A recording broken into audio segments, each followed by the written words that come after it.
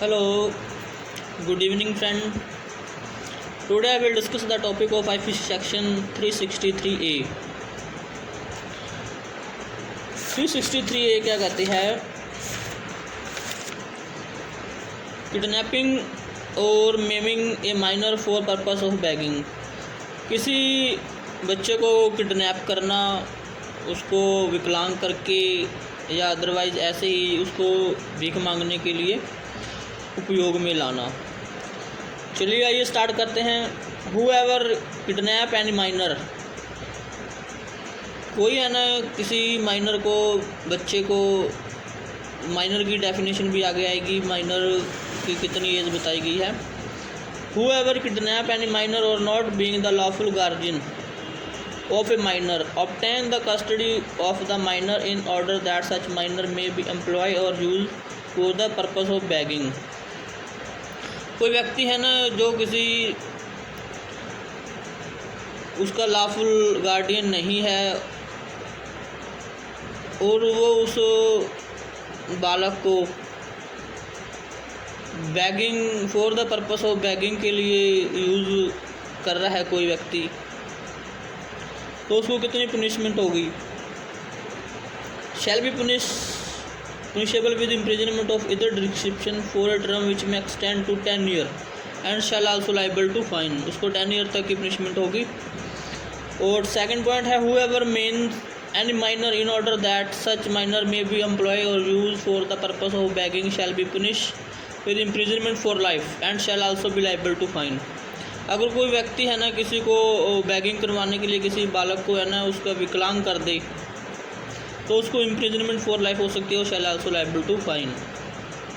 तीसरा पॉइंट है where any person not being the lawful guardian of a minor employ or use such minor for the purpose of begging it shall be presume unless the contrary is prove that he kidnap or otherwise obtain the custody of that minor in order that the minor might be employed or used for the purpose of begging।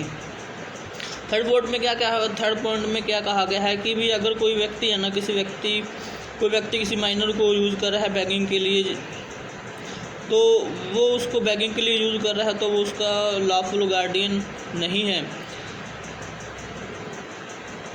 तो lawful guardian नहीं है जब तक कि उसको ये proof ना कर दे कि मैं उसका लॉफुल गार्डियन हूँ। थर्ड पॉइंट में ये कहा गया है कि भी वो उसको एम्प्लॉय की तरह अगर यूज़ कर रहा है ना तो वो उसको बैगिंग की डेफिनेशन में ही आएगा। तो fourth point sub section A में बैगिंग का मीन्स बताया गया है। बैगिंग क्या होती है? Soliciting or receiving alms in a public place, कोई भीख मांगने की है ना कोई जांचना कर रहा है कोई पब्लिक प्लेस में, whether under the pretence of singing जैसे कोई बच्चे होते हैं बालक गीत गाकर, डांस करके, फॉर्चून टेलिंग कोई भविष्य बताकर, performance trick or selling article otherwise कोई चीज़ें बेचकर या कोई चीज़ देकर। तो और सेकंड पॉइंट है entering or any private premise for the purpose of soliciting or receiving alms, कोई वो भीख मांगने के प्रयोजन से किसी प्राइवेट प्लेस में चले जाना।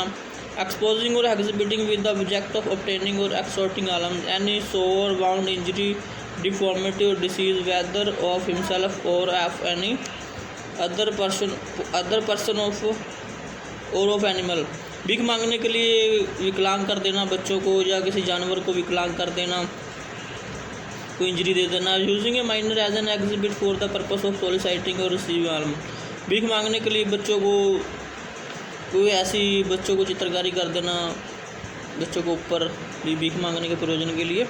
और जो माइनर की डेफिनेशन है, माइनर किसे कहते हैं? In the case of male, जो मेल है वो person under 16 year of age, उसकी जो एज बताई गई है वो 16 साल की एज बताई गई है, 16 साल से कम। और in the case of female a person under 18 year of age, उसकी एज बताई गई है 18 ईयर्स 18 साल की एज से कम।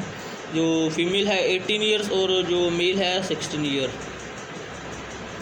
आई होप कि आपको वीडियो अच्छी लगी होगी और अच्छे से समझ आ गया होगा। वीडियो अच्छी लगी हो तो वीडियो को लाइक करना, शेयर करना और चैनल को सब्सक्राइब करना।